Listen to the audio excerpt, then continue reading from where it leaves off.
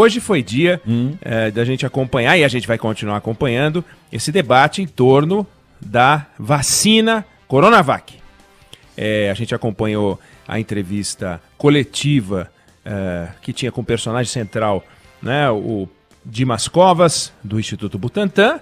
Era uma coletiva do governo do estado de São Paulo. Característica dessa coletiva, a primeira sem a participação do governador de São Paulo. Foi uma coletiva mais técnica, como deveriam ser todas as coletivas de cunho sanitário e não político.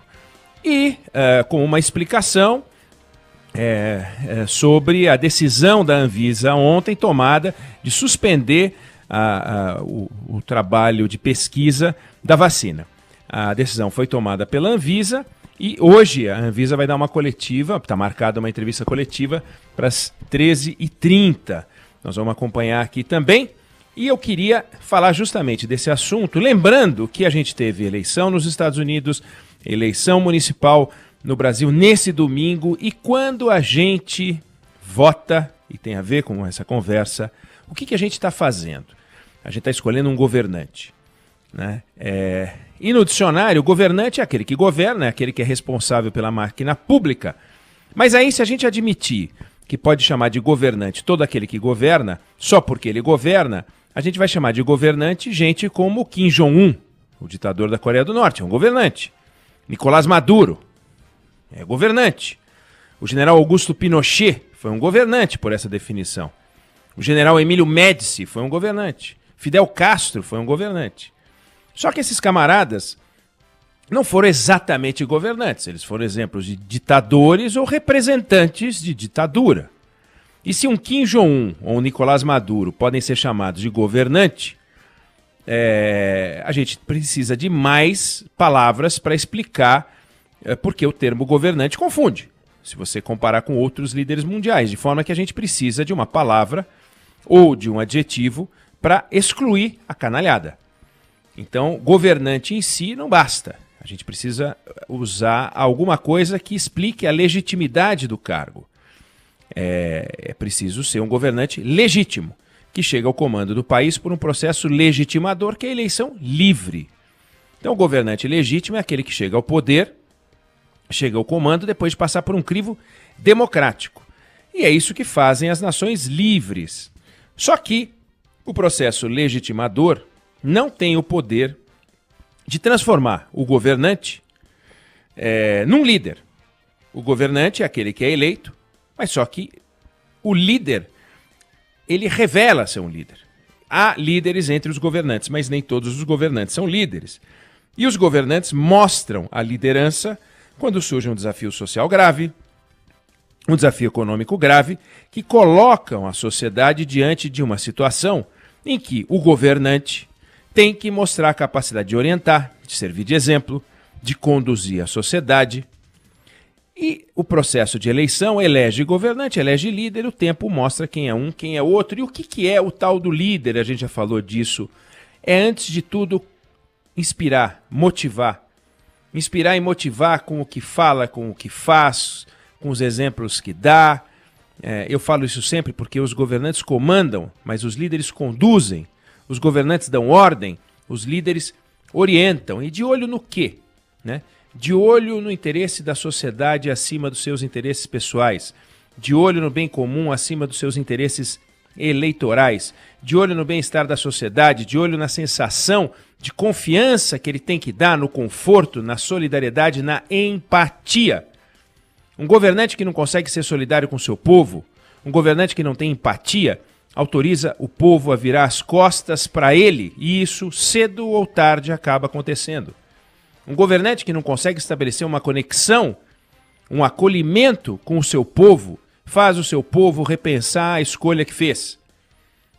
Você pega a Angela Merkel, ela mostrou a liderança que ela representa nessa crise que ela considera a maior desde a Segunda Guerra Mundial.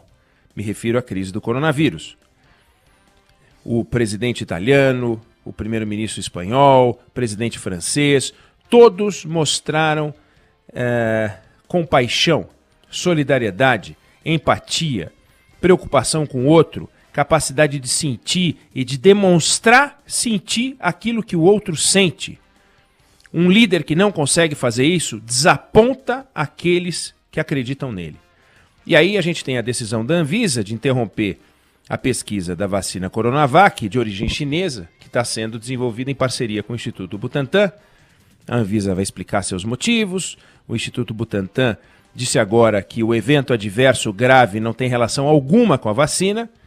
Não diria isso se não fosse verdade. A Anvisa não suspenderia se não tivesse dúvidas. Vamos entender que os dois órgãos são técnicos e que isso vai ser esclarecido e vamos torcer para que a pesquisa seja retomada.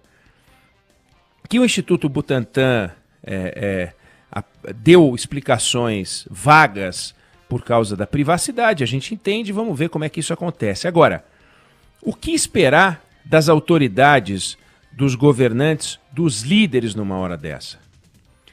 Sensibilidade, cuidado, acolhimento. E o que fez o presidente Jair Bolsonaro? Ele passou de todos os limites ao se manifestar sobre o assunto hoje nas redes sociais.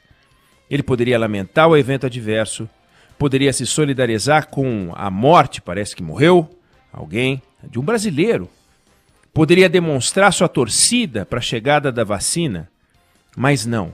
Ele torceu contra, ele torce contra. E ele disse o seguinte: morte, invalidez, anomalia, escreveu nas redes sociais. Esta é a vacina que o Dória queria obrigar a todos os paulistanos a tomá-la. Lembrando que paulistanos são as pessoas nascidas na cidade de São Paulo. Os nascidos no estado de São Paulo são paulistas. O presidente disse que a vacina jamais poderia ser obrigatória e terminou. Mais uma que Jair Bolsonaro ganha. Mais uma que Jair Bolsonaro ganha. Ganha o quê? Ganha o quê? Ganha com a interrupção das pesquisas da vacina? Ele ganha. Se a vacina precisar ser interrompida, que seja interrompida. Se a vacina não puder entrar em produção, porque tem um problema grave, que não entre em produção. Mas ele ganha. Com o quê? O seu conhecimento científico que previu que a vacina era nociva? É isso? É de uma irresponsabilidade, é um desrespeito, uma falta de compostura que envergonha a todos nós. Como pode o presidente da República dar uma manifestação dessa? Brincar com algo que mata, que é o coronavírus. Como pode o presidente da República dizer que ele ganhou? O presidente da República está rindo de algo que é muito triste. Milhares e milhares de brasileiros perderam a vida, milhares e milhares de pessoas, milhões de pessoas perderam a vida no mundo. A doença, ela é uma tragédia. A morte é uma tragédia sem volta. E o presidente não consegue ser solidário nessa hora? Parece a cena ridícula protagonizada pelo ex-governador do Rio, o Wilson Witzel, que foi despejado essa semana, descendo do helicóptero, mexendo os braços e festejando para ser filmado pelas câmeras e se comportar como se ele fosse protagonista daquele episódio em que a polícia, acertadamente, matou um sequestrador de ônibus, mas que não era adversário político do governador, era um lunático. E que no momento em que resolveu colocar em prática a loucura dele, se tornou um criminoso. Quem combate o crime é a polícia, quem combate a doença são os profissionais da saúde. Quem combate o crime não é a figura do governador que desce com seu helicóptero e festeja. Quem combate a doença não é o presidente que fala que ganhou porque a Anvisa, que é um órgão técnico, interrompeu as pesquisas de uma vacina. A vacina não é adversária do presidente da República, mas ele está contra a vacina.